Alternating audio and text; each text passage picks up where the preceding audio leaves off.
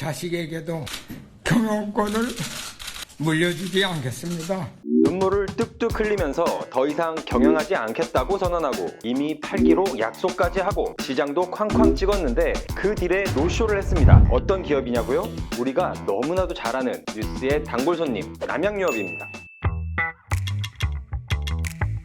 남양유업은 아인슈타인 우유, 맛있는 우유, 임페리얼, 초코해몽 등으로 유명한 우리나라 3대 우유 기업입니다. 우유를 잘 만들고 잘 파는데 너무 잘 나가는데 끊임없이 사고를 칩니다. 이 회사 관종인가요? 남양유업에 계속 투자해도 괜찮은 걸까요? 남양의 사건 사고들 한번 짚어보죠.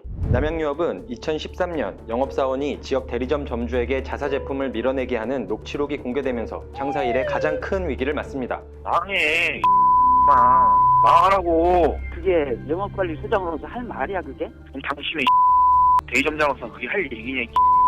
대표와 임직원들은 기자회견을 열고 대국민 사과를 하며 사건을 마무리 지으려 했습니다. 근데 사과 한마디로 잠잠해질 리 있나요? 똑똑한 소비자들이 불매운동을 시작합니다.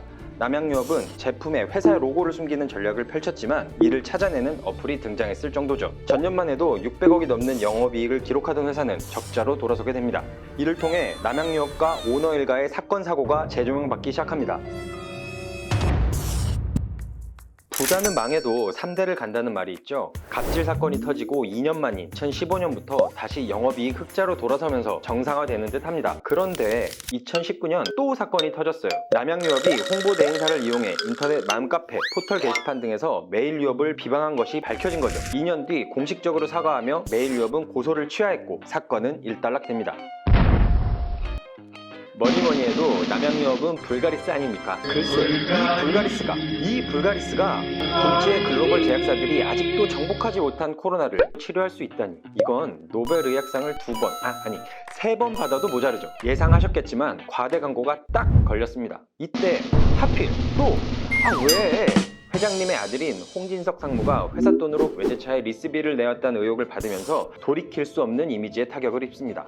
자, 이제 또 사과할 때가 됐죠. 이번엔 홍 회장님이 직접 나섭니다. 회장직을 내려놓고 자녀들에겐 회사를 물려주지 않는다고 했어요. 그리고 실제로 실천에 옮기십니다. 자식에게도 경영권을 물려주지 않겠습니다.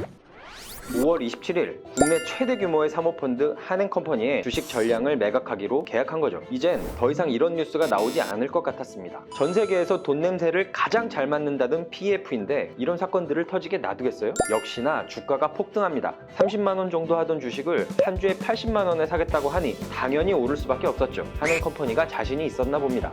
사실 회사에 이런 문제들이 계속 터졌던 건 내부적으로 통제가 전혀 되지 않았기 때문이에요. 상장회사의 이사회는 사내이사와 사회이사로 나눠집니다. 남양유업은 4명의 사내이사, 2명의 사회이사로 구성되어 있어요. 사내이사야 어차피 오너 회사니까 물론 오너와 가족들이 들어갈 수 있죠. 경영만 잘하면 되니까요. 그런데 1929년생이신 홍 회장님의 노모도 이사진에 포함되어 있어요. 한 차례도 이사회에 참석하시지 않았습니다. 홍 회장과 홍 회장의 장남 그리고 대표이사 3분이 실질적인 경영을 하죠. 사실 홍 회장이 경영에서 물러나겠다고는 했는데 홍 회장 어머니, 장남 모두 등기부등본엔 여전히 이사로 재직 중입니다. 사회이사진이 잘 갖춰져 있다면 감시망이 존재할 텐데 사회이사 2분 모두 이사회에서 추천하신 분들이에요. 이제껏 반대한 안건이 없죠. 결국 올해 주총에서 2분 모두 연임에 성공하셨습니다.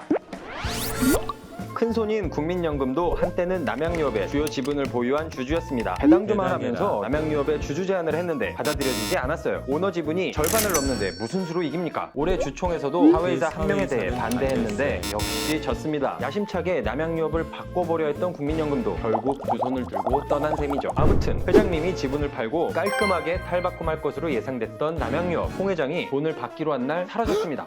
주총에서 새로운 이사진을 선임하면 3천억을 받기로 했는데 주총장에 나타나지 않은 거죠. 회사는 갑자기 주총을 6주간 미루겠다고 했습니다. 쌍방간 시간이 더 필요하다고 했는데 한행컴퍼니는 협상? 아니 성보도 못 받았다고 하네요. 홍 회장이 회사를 팔려고 생각했을 때와 지금은 상황이 많이 달라졌죠. 메일유업은 남양유업의 사과를 받고 고소를 취하했어요. 불가리스 사태는 과징금을 내고 끝났죠. 주가는 2배 넘게 올랐어요. 홍 회장이 마음이 변해서 회사 팔기 싫어 하고 계속 경영해야겠다, 아니면 다른 곳에 팔겠다 생각했을 수도 있어요. 주가가 이렇게나 올랐는데? 그런데 만약 홍 회장이 홍 회장이 한행컴퍼니와 거래가 안 될 것을 생각해서 다른 곳과 접촉했던 정황이 드러나면 위약금 수준이 아니라 굉장한 소송에 휘말릴 수도 있어요. 3천억을 준비했던 한행컴퍼니의 기회비용이 상당히 크기 때문이죠. 아파트를 계약해도 잔금날 몇 시, 몇 분까지 입금을 딱딱딱딱 맞춰서 해줘야 되는데 하물며 3천억짜리 거래를 하면서 노쇼라뇨. 소송을 안 하는 게 이상하죠.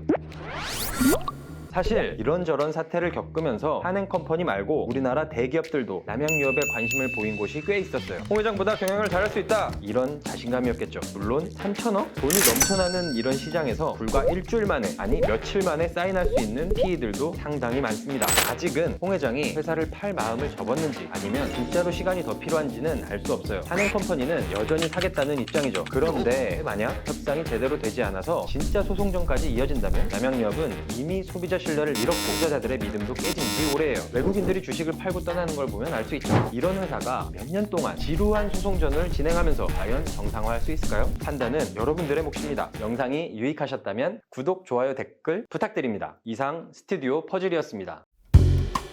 남양유업에 관심을 보인 곳도 그렇지.